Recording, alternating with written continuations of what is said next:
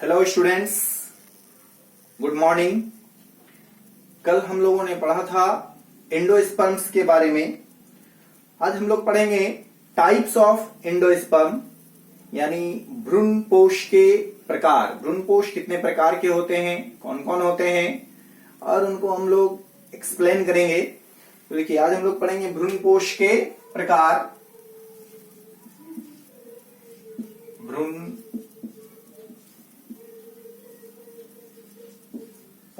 के प्रकार, types of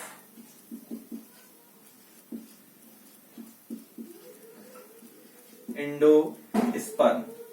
endosperm के 3 प्रकार होते हैं, जिसमें सबसे पहला है, जरूरी नहीं, ये ऑर्डर बहुत जरूरी नहीं है, आप पहले जो चाहें वो लिख सकते हैं। तो इनसे सबसे पहला है न्यूक्लियर एंडोस्पर्म।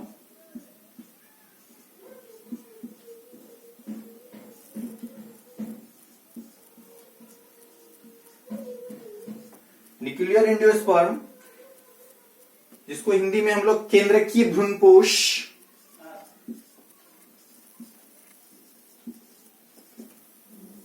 केंद्रकीय भ्रूणपोष कहते हैं। दूसरा है हमारा सेल्यूलर एंडोस्पर्म।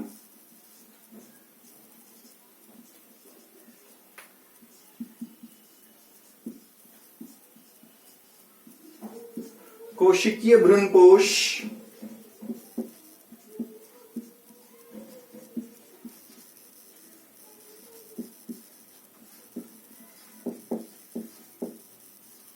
और जो थर्ड टाइप का एंडोस्पर्म है, उसको हम लोग बोलते हैं हेलोबियल, या इसको एक और नाम से जानते हैं हम लोग, इंटरमीडिएट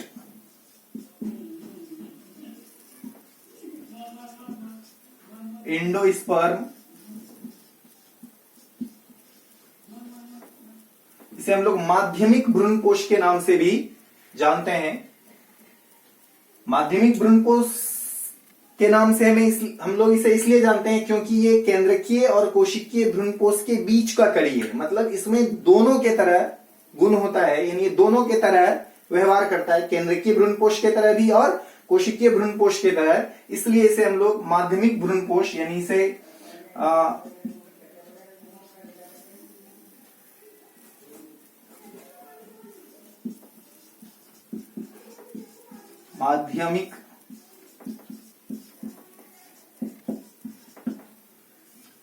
माध्यमिक भ्रूणपोष के नाम से भी जानते हैं। अब हम लोग डिस्कस करेंगे कि न्यूक्लियर एंडोस्पर्म्स क्या है, सेल्यूलर एंडोस्पर्म्स क्या है, और हेलोबियल या इंटरमीडिएट एंडोस्पर्म्स क्या है। आप इसका स्क्रीनशॉट ले लीजिए, इसको हम मिटाएंगे, जगह कम है। उसके बाद हम लोग एक एक करके डील्स करेंगे।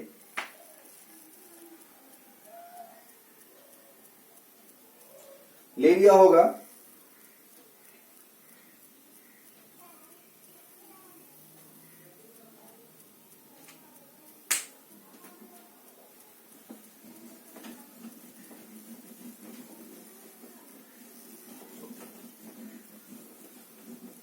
चलिए, सबसे पहले टाइप्स के एंडोस्पर्म में हम लोग चलते हैं। नंबर 1,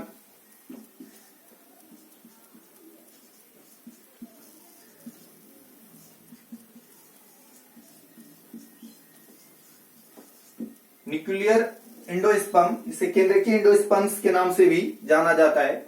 आपको याद रखना है, ये मोस्ट कॉमन टाइप्स का एंडोस्पर्म है, यानी जितने भी एंजियोस्पर्मिक प्लांट्स हैं उनमें सबसे अधिक अगर एंडोस्पर्म पाया जाता है तो वो न्यूक्लियर एंडोस्पर्म, न्यूक्लियर टाइप्स का एंडोस्पर्म पाया जाता है।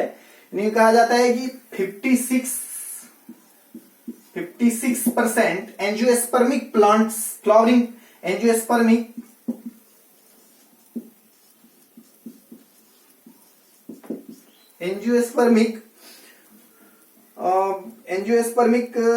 प्लांट्स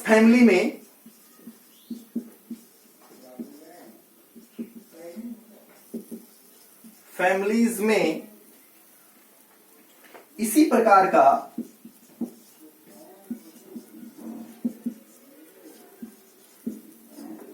इसी प्रकार का एंडोस्पर्म प्रेजेंट होता है।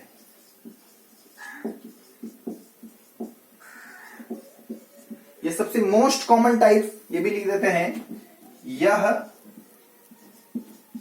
सबसे मोस्ट कॉमन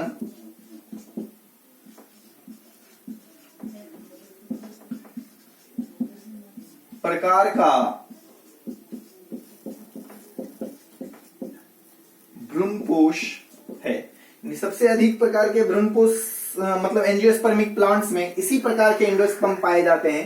बहुत सारे एग्जाम्पल्स हैं इसके, जैसे आपने मालवेसी फैमिली का एक सदस्य है मालवा, फोनिक्स,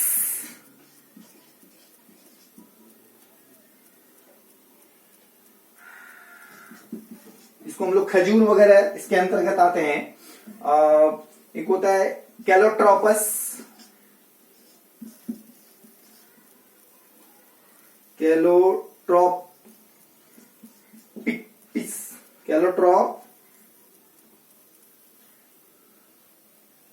कैलोट्रोपिस जिसको हम लोग आंकड़ा या फिर इसको मदार के नाम से भी हम लोग जानते हैं। मदार वगैरह जो होता है, आंख का पौधा जिसको हम लोग कहते हैं, मदार हो गया। मूंगफली,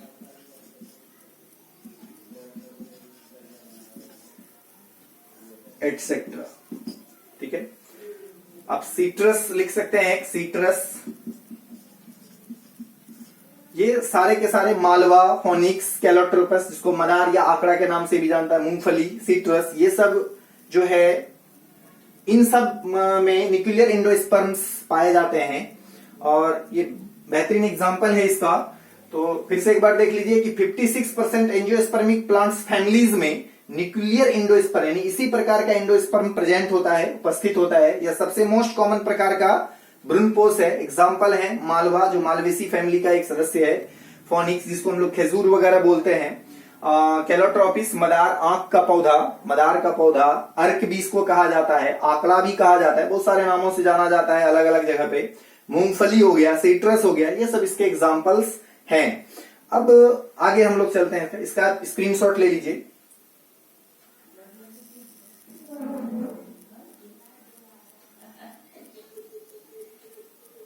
हो गया।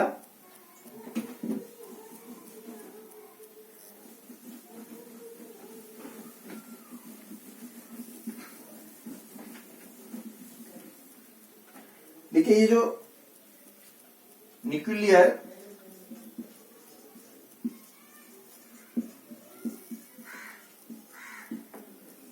एंडोस्पर्म है, ये इसमें जो डिवीजन होती है, पहला व आगे के डिवीजन यानी फर्स्ट एंड फर्दर डिवीजन में साइटोकाइनेसिस की प्रोसेस नहीं होती है, लेकिन अंत में जो अंत में होता है इसका, उस समय साइटोकाइनेसिस की प्रोसेस होती है। दो प्रोसेस आपको जानना है, एक कैरियोकाइनेसिस और दूसरा साइटोकाइनेसिस। कैरियोकाइनेसिस मतलब होता है केंद्रक का विभाजन। जब कोशिकाएं विभाजित होती है तो उसमें दो प्रोसेस होती है, एक साइटोकाइनेसिस की और दूसरा कैरियोकाइनेसिस की। कैरियोकाइनेसिस मींस हो जाता है केंद्रक का विभाजन और साइटोकाइनेसिस का मतलब हो जाता है कोशिका द्रव्य का विभाजन। जब साइटोकाइनेसिस होगा तो उसके अंदर वॉल फॉर्मेशन होगा यानी भित्तियां का निर्माण होगा। तो आपको ये याद रखना है कि जो न्यूक्लियर एंडोस्पर्म होगा, तो न्यूक्लियर एंडोस्पर्म में पहला जो डिवीजन होगा, पहला व आगे के विभाजनों में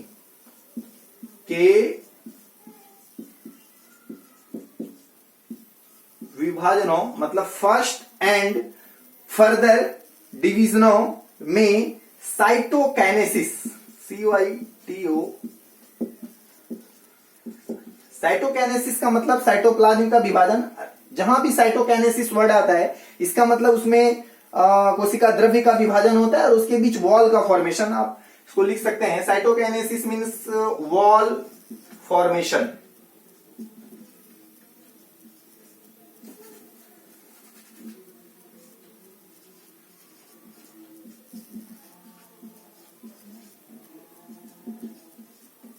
वॉल फॉर्मेशन नहीं होता है, नहीं होता है। लेकिन मतलब पहला व आगे के विभाजनों में साइटोकाइनेसिस यानी वॉल फॉर्मेशन नहीं होता है, लेकिन अंत में साइटोकाइनेसिस की प्रोसेस होती है। यह भी ध्यान रखना है कि पहला एवं आगे के विभाजनों में साइटोकाइनेसिस की प्रोसेस नहीं होगी, सिर्फ और सिर्फ कैरियोकाइनेसिस की प्रोसेस होगी, लेकिन अंत में जाकर साइटोकाइनेसिस होगी। इस वजह से जो न्यूक्लियर एंडोस्पर्म है वो अंत में जाकर के क्या हो जाता है, पूर्ण रूप से कोशिकीय भ्रूणपोष बन जाता है। यानी ये पार्शियली केंद्रकीय भी होता है और पार्शियली मतलब कोशिकीय भी होता है, मतलब partially nuclear and partially cellular, ये दोनों होते हैं। तो एक बार फिर से कि पहला व आगे के विभाजनों में साइटोकाइनेसिस की प्रोसेस नहीं होती है, लेकिन अंत में जाकर के साइटोकाइनेसिस की प्रोसेस इसमें होता है। ये आपको ध्यान में रखना है। यहां पे लिख देते हैं, लेकिन अंत में साइटोकाइनेसिस की प्रोसेस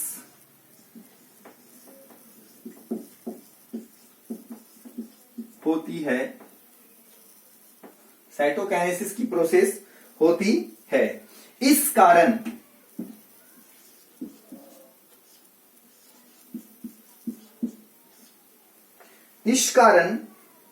मुक्त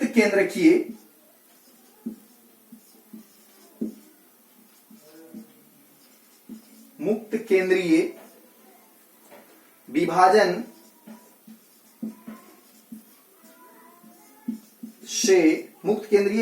से अनेक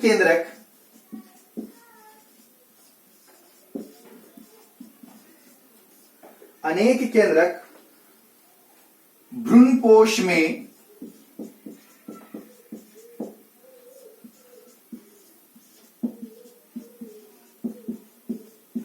बन जाते हैं, अनेक केंद्रक भ्रूणपोष में बन जाते हैं।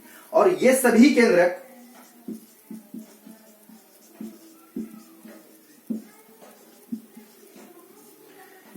केंद्रक परिधि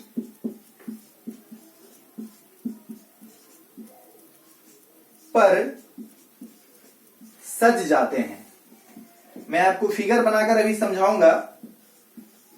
सज जाते हैं यानी चारों तरफ परिधि पर, अब कह सकते हैं कि चारों तरफ से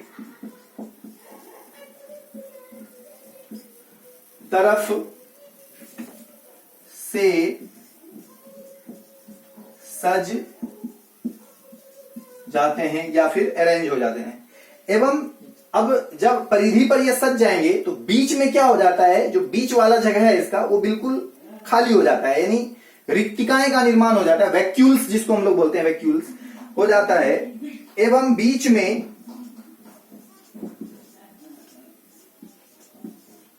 रिक्तिका का निर्माण हो,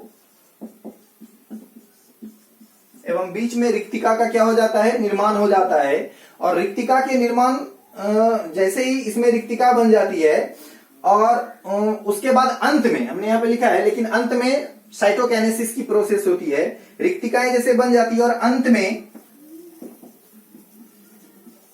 साइटोकाइनेसिस की प्रोसेस होती है। और आपको ऑलरेडी पहले बता चुके हैं कि जैसे ही साइटोकाइनेसिस की प्रोसेस होगी उसके अंदर भित्तियों यानी वॉल का निर्माण हो जाएगी। साइटोकाइनेसिस की प्रोसेस होती है एवं साइटोकाइनेसिस की प्रोसेस होती है, अर्थात वॉल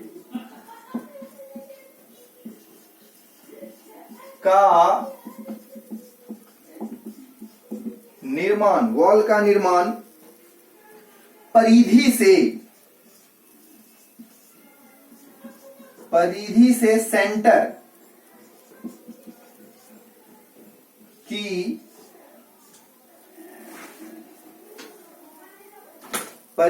सेंटर की ओर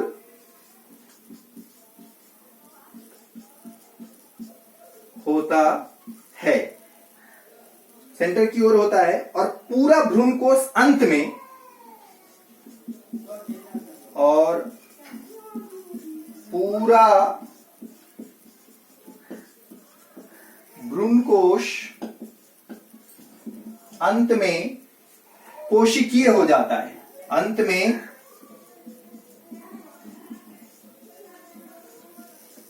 कोशिकीय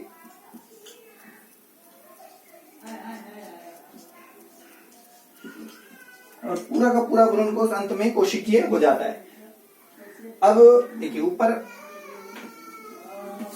इसका बेस्ट एग्जांपल अगर आप देखें, देखिए फिर से एक बार कि चूंकि पहला व आगे के विभाजनों में साइटोकाइनेसिस यानी वॉल का फॉर्मेशन नहीं होता है, लेकिन अंत में साइटोकाइनेसिस की प्रोसेस होती है, और साइटोकाइनेसिस की प्रोसेस होने की वजह से इसमें वॉल फॉर्मेशन हो जाता है, और अंततः ये जो केंद्रकीय था वो अंततः क्या हो जाते हैं, कोशिकीय भ्रूणपोष में बदल जाते हैं।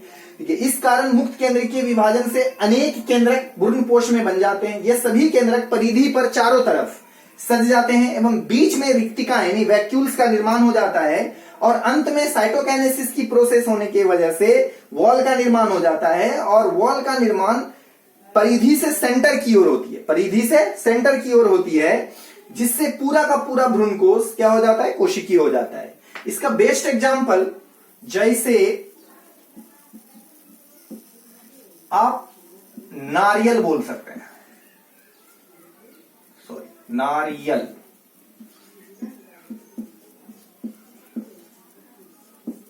Coconut, coconut.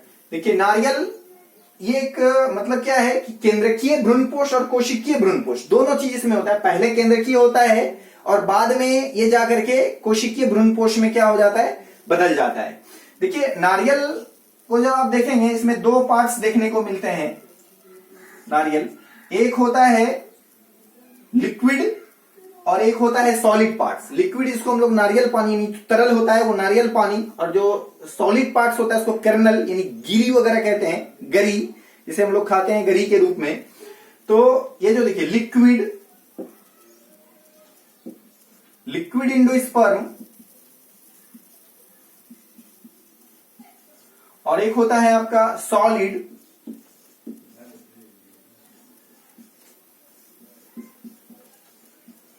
इसको हम लोग व्हाइट कर्नल के भी नाम से जानते हैं।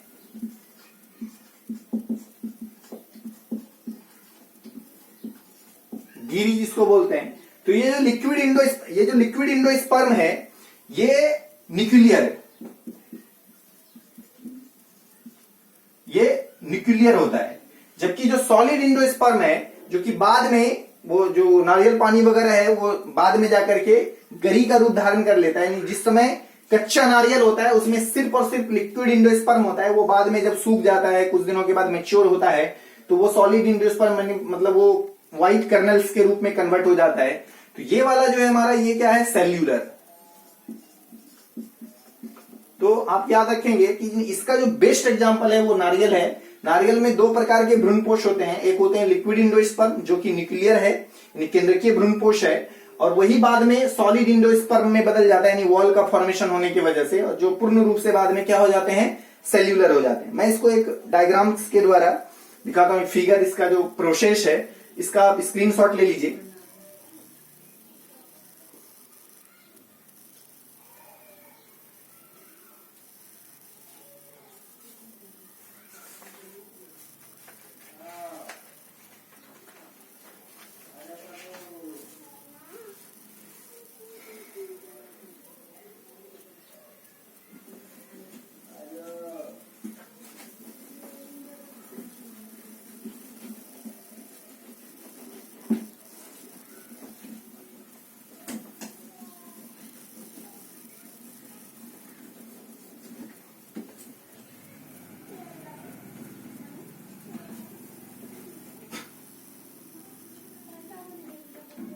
इसे मान लीजिए कि ये एक भ्रूण कोश है, कोश यानी एम्ब्रियो सैक है।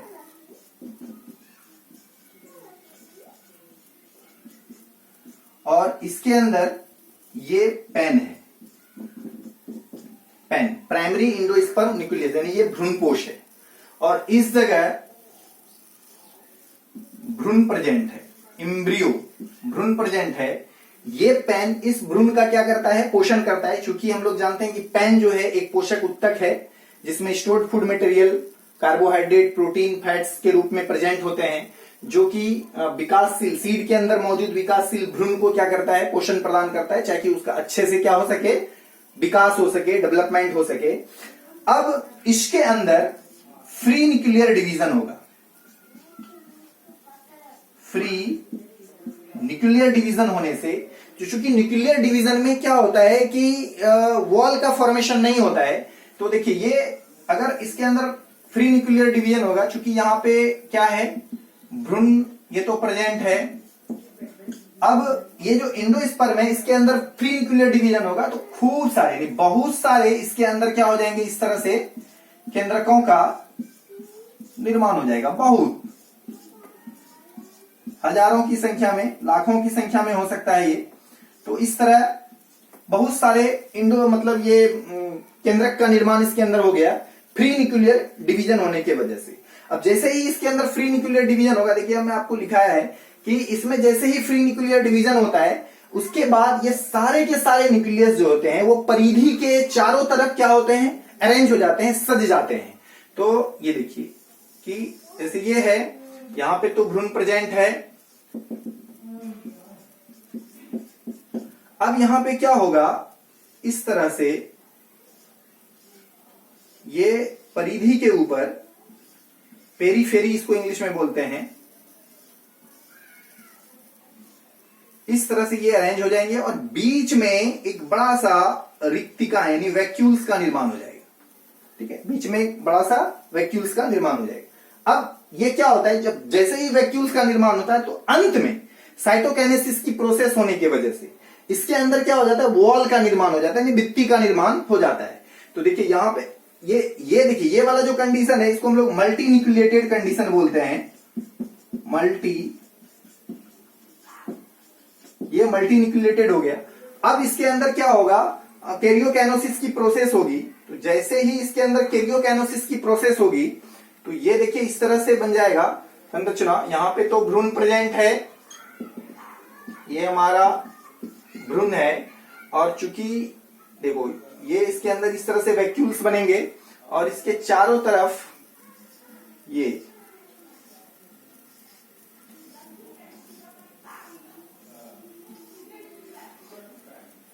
निर्माण होंगे। इसके जब कैरियोकाइनेसिस की प्रोसेस साइटोकाइनेसिस की प्रोसेस होगी तो इसके अंदर क्या होगा, वॉल का निर्माण होगा। और वॉल का निर्माण हमेशा याद रखिएगा किधर से होगा, परिधि टू सेंटर, यानी परिधि से सेंटर की ओर, यानी इस तरफ से इस तरफ की ओर, मतलब इसका फॉर्मेशन होगा।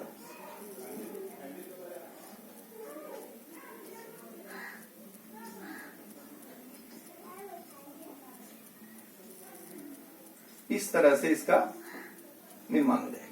तो ये लास्ट में जाकर के चूंकि परिधि टू यानी वॉल का निर्माण परिधि से सेंटर की ओर होता है, इसलिए हमको सेंट्रीपीटल वॉल फॉर्मेशन, जब मतलब एक भ्रूण कोश के अंदर यानी एम्ब्रियो शेक भ्रूण कोश के अंदर जब मल्टी न्यूक्लिएटेड पोजीशन के बाद जब वॉल का निर्माण होता है पेरीफेरी टू सेंटर यानी परिधि से सेंटर की ओर, यानी परिधि से केंद्र की ओर, तो इस तरह के जो संरचना होती है उसको हम लोग क्या बोलते हैं, सेंट्रीपीटल वॉल फॉर्मेशन। और ये अंत में देखिए ये पूरा का पूरा जो भ्रूण कोश है वो कैसा हो गया, सेल्यूलर हो गया। ये सब क्या था, ये सब न्यूक्लियर एंडोस्पर्म था, जो अंत में जाकर के क्या हो गया, सेल्यूलर हो गया। तो ये अंत में जाके कैसा हो जाता है, सेल्यूलर, यानी बहुत सारे सेल्स इसके अंदर बन गए, 1 2 3 4 इस तरह से इन्फिनिटी सेल्स का क्या हो गया, इसके अंदर निर्माण हो गया।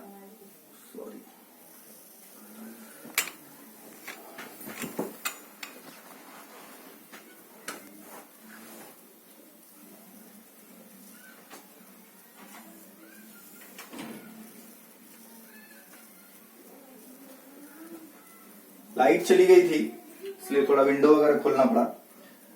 अब आप इसका स्क्रीनशॉट ले लीजिए फिर आगे।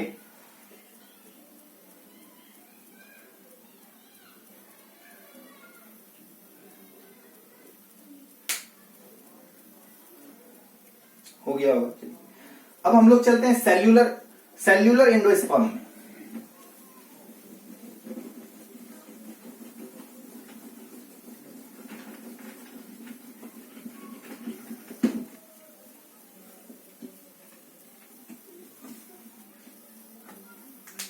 दूसरा प्रकार का था हमारा सेल्यूलर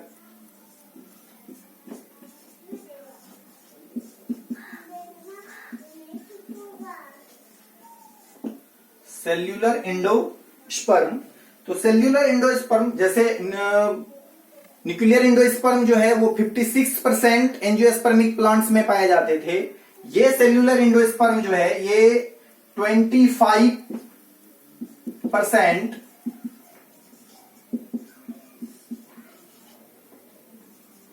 एंजियोस्पर्मिक प्लांट फैमिलीज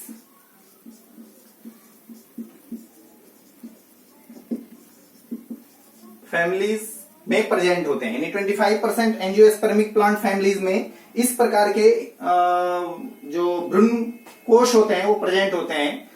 भ्रूण कोश सेल्यूलर एंडोस्पर्म प्रेजेंट होते हैं। इसका एग्जाम्पल है जैसे धतूरा, एडोक्सा, धतूरा हो गया, एडोक्सा हो गया, मैंगोनेलिया,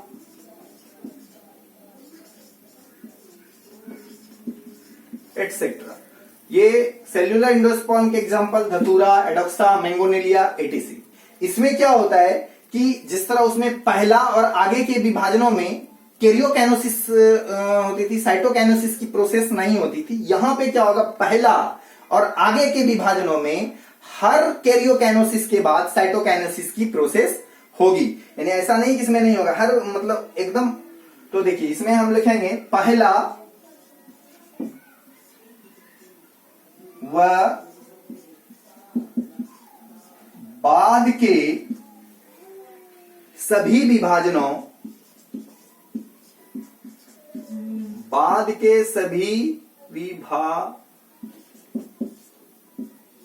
बाद के सभी विभाजनों में कैरियोकाइनेसिस के बाद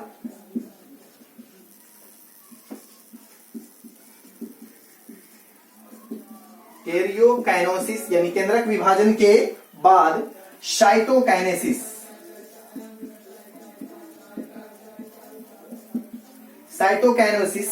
होता है। इसमें पहला व बाद के सभी विभाजनों में कैरियोकाइनेसिस होगी और हर कैरियोकाइनेसिस के बाद साइटोकाइनेसिस की क्या होगा, प्रोसेस होगा। मतलब एक बार जैसे कैरियोकाइनेसिस हो गया मतलब केंद्रक का विभाजन हो जाएगा, तो उन केंद्रकों के बीच एक सेपरेट वॉल का निर्माण हो जाएगा। फिर उसमें विभाजन होगा, फिर उनके बीच क्या हो जाएगा, एक सेपरेट वॉल का निर्माण हो जाएगा। तो हर कैरियोकाइनेसिस के बाद साइटोकाइनेसिस होता है। ये अब इस कारण पूर्ण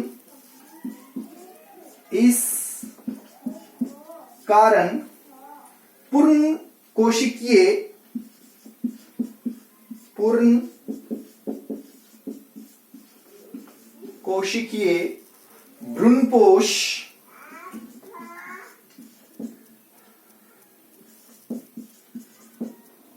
का निर्माण होता है। तो cellular endosperm 25% angiospermic plant families में पाए जाते हैं। एग्जांपल है एडोक्सा, धतूरा, मैंगोनेलिया एटसेट्रा। इसमें क्या होता है, पहला व बाद के सभी विभाजनों में कैरियोकाइनेसिस के बाद साइटोकाइनेसिस की प्रोसेस होगी। इस प्रकार पूर्ण कोशिकीय भ्रूणपोष का क्या हो जाता है, निर्माण हो जाता है। आप एक फिगर के द्वारा अगर आप समझें, इसका आप स्क्रीनशॉट ले लीजिए, उसके बाद हम फिगर बना के दिखा देते हैं। हो गया।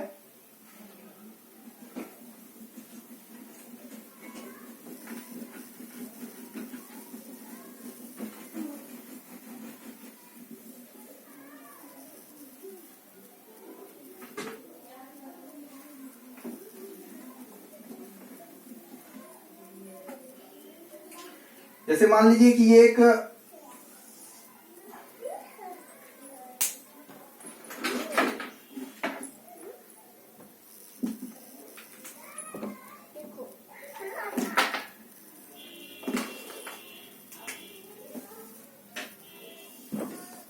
भ्रूणकोश है, ये एम्ब्रियोसेक भ्रूणकोश।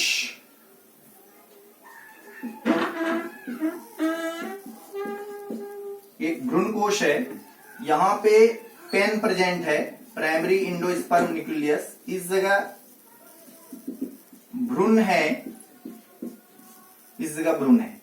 अब क्या होगा इसके अंदर, चूंकि हर डिवीजनों में कैरियोकाइनेसिस के बाद साइटोकाइनेसिस की प्रोसेस होगी, मतलब न्यूक्लियर डिवीजन के बाद सेल्यूलर डिवीजन भी होगा।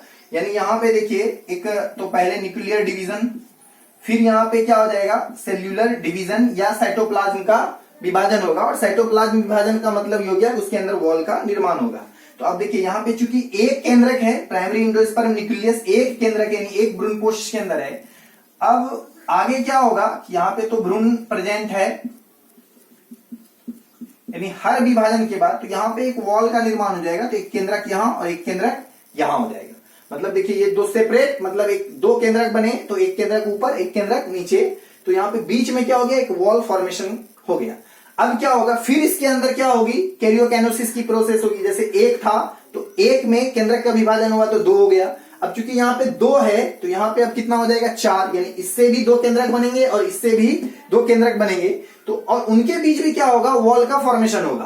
तो यहां पर भी देखिए क्या होगा, यहां पर भी न्यूक्लियर डिवीजन पहले, मतलब न्यूक्लियर डिवीजन होगा, उसके बाद साइटोप्लाज्म डिवीजन या कैरियोकाइनेसिस की साइटोकाइनेसिस की प्रोसेस होगी, यानी साइटोप्लाज्म डिवीजन होगा। तो यहां पर भी वही देखिए ये प्रोसेस है। यहां पे पहला क्या है, इस जगह तो भ्रूण प्रेजेंट है। अब यहां पे देखिए 1 2 3 एंड 4, एक केंद्रक यहां, दूसरा यहां, तीसरा यहां और चौथा यहां, चार केंद्रक का यहां पे निर्माण हो जाएगा। यानी इनसे दो और फिर इनसे भी दो, तो इस प्रकार देखिए, और सबके बीच क्या हो गया वॉल का निर्माण हो गया। फिर अगेन यही होगा। तो अब यहां पे दो से जैसे चार, तो चार से फिर कितना बन जाएगा, हर एक से दो बनेगा, तो 4 4 2 जा 8, यानी यहां पे क्या हो जाएगा फिर यहां पे न्यूक्लियर डिवीजन और फिर साइटोप्लाज्म डिवीजन होगा। तो यहां पे उसी तरह से एक इस तरह से इस जगह यहां पे भ्रूण प्रेजेंट है। तो 1 2 3 4 5 6 7 एंड 8, सब में एक एक के अंदर 1 2 3 4 5 6 7 एंड 8। तो इस तरह से मतलब क्या होगा कि हर एक कैरियोकाइनेसिस के बाद साइटोकाइनेसिस की प्रोसेस होगी। और इस तरह से एक मतलब क्या कंप्लीट सेल्यूलर एंडोस्पर्म का ये कंप्लीट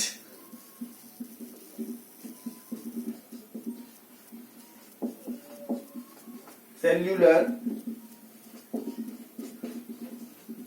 एंडोस्पर्म का फॉर्मेशन हो जाएगा, यानी पूर्ण कोशिकीय भ्रूणकोश का निर्माण। तो हिंदी में हम लोग बोलेंगे पूर्ण कोशिकीय भ्रूणकोश का यहाँ पे फॉर्मेशन हमारा हो गया। ये हो गया हमारा सेल्यूलर मतलब एंडोस्पर्म। इसका आप स्क्रीनशॉट ले लीजिए नीचे, फिर आगे हम लोग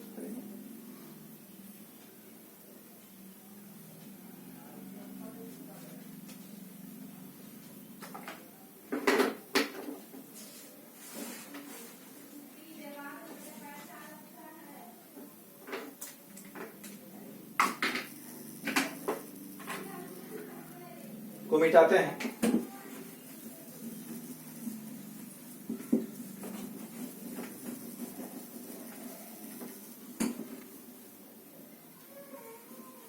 अब जो हमारा एक तीसरा प्रकार का बचा वो है हेलोबियल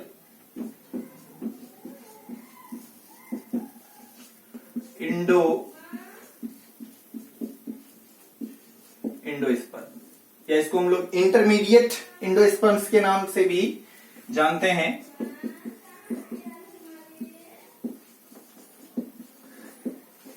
इंटरमीडिएट एंडोस्पर्म्स के नाम से भी इसे जानते हैं।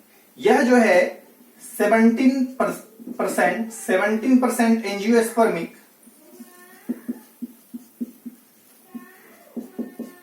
प्लांट फैमिलीज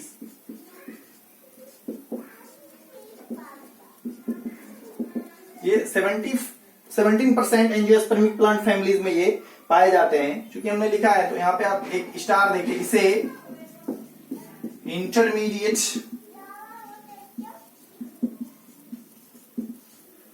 इंटरमीडिएट टाइप्स का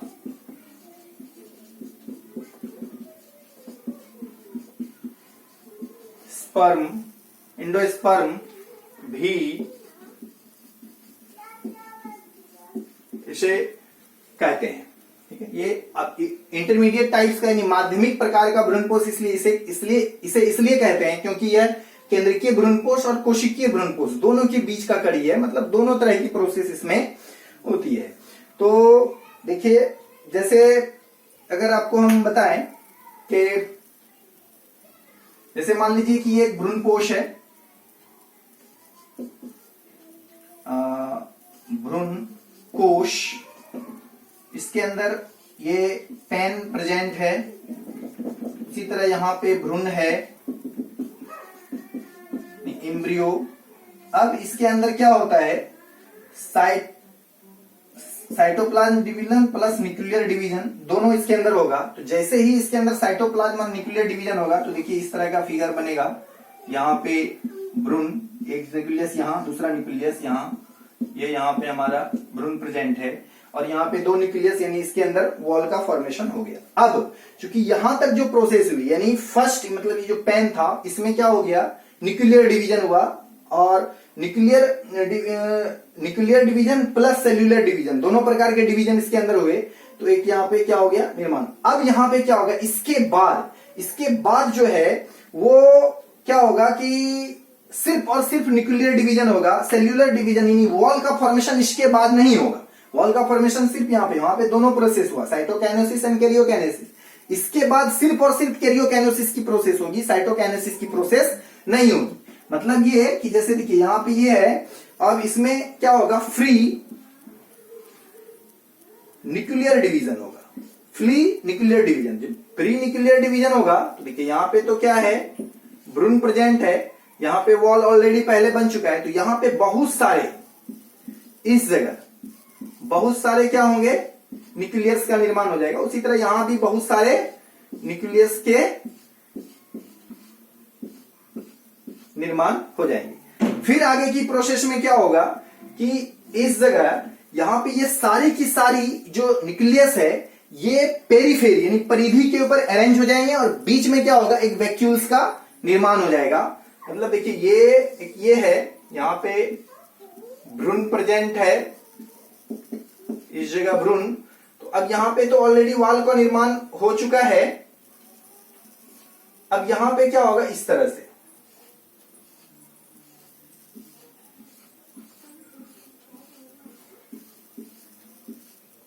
तो यहां पे एक इस तरह से वैक्यूल्स बन जाएंगे। सेम उसी तरह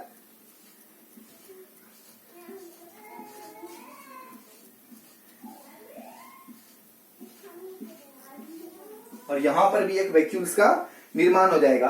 तो ये बाद में लास्ट में जाकर के ये पूर्ण रूप से, और जब ये होगा तो सब में क्या हो जाएगा, क्योंकि इस जगह वॉल का फॉर्मेशन भी हो जाएगा।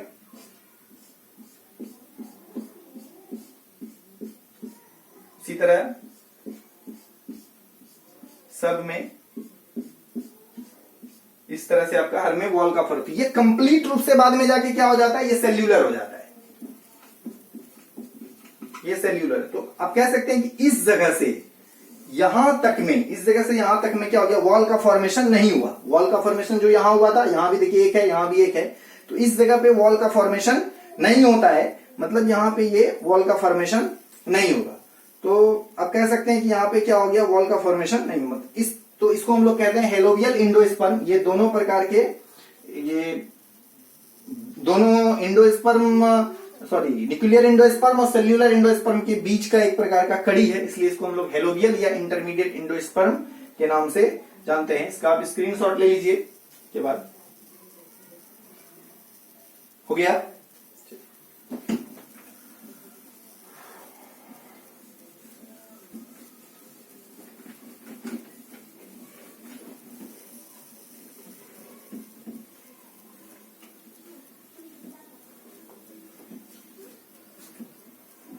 एक क्वेश्चन जो बहुत ही इंपॉर्टेंट है, क्वेश्चन लिख देता हूं, आंसर खुद से आपको कॉपी में आप घर में ट्राई कीजिए, और नहीं होगा तो आप कमेंट करके बताइएगा। मैं जो गाइडेंस क्लासेस का जो ग्रुप बना हुआ है, व्हाट्सएप ग्रुप, उसमें हम इसका आंसर लिख करके, क्योंकि बड़ा आंसर होगा, आप लोग अगर समझ गए होंगे तो खुद से लिख लीजिएगा, फिर भी यहाँ पे समझा देते हैं। पहला एक क्वेश्चन है कि जो इंपॉर्टेंट है, वीवीआई क्वेश्चन है, भ्रूणपोष से आप क्या समझते हैं, या भ्रूणपोष क्या है, भ्रूणपोष क्या है, इसका विकास कैसे होता है, इसका विकास कैसे होता है, थोड़ा सा सिर्फ समझा देते हैं हम यहाँ पे। भ्रूणपोष क्या है, तो भ्रूणपोष एक पोषक उत्तक है जो बीज के अंदर उपस्थित भ्रूण का क्या करते हैं, पोषण करते हैं, जिसमें स्टोर्ड फूड मटेरियल प्रेजेंट होता है, खास करके कार्बोहाइड्रेट, प्रोटीन, फैट्स क्या प्रेजेंट होते हैं, ये हो सकता है। इसका विकास कैसे होता है, हम लोग जानते हैं भ्रूणपोष का विकास जब डबल फर्टिलाइजेशन की प्रोसेस होती है, तो उसमें जब पोलन ग्रेन जर्मिनेट होता है तो पोलन ट्यूब में two non motile male gametes बनते हैं, उनमें से एक नॉन मोटाइल मेल गैमेट्स जो है माइक्रोपाइल इंड से होता हुआ एम्ब्रियो सैक के अंदर सिनेजरिट दोनों सिनेजरिट सेल्स में जाते हैं, और सिनेजरिट सेल्स में एक जो मेल गैमेट्स है वो एक सेल से फ्यूज करके जाइगोट का निर्माण करता है, उस प्रोसेस को हम लोग सिंगेमी कहते हैं। फिर उससे क्या हो जाता है, भ्रूण का निर्माण हो जाता है।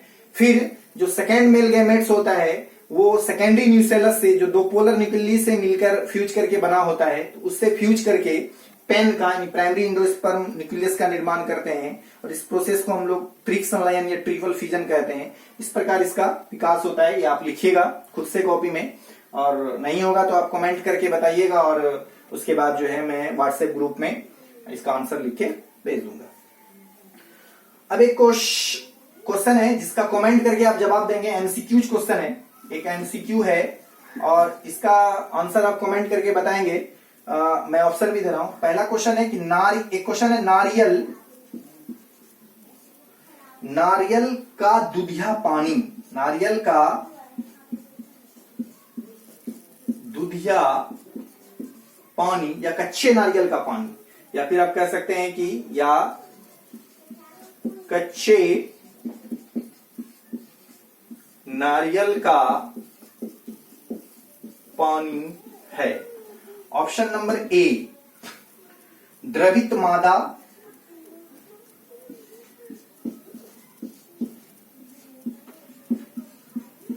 गैमेटोफाइट,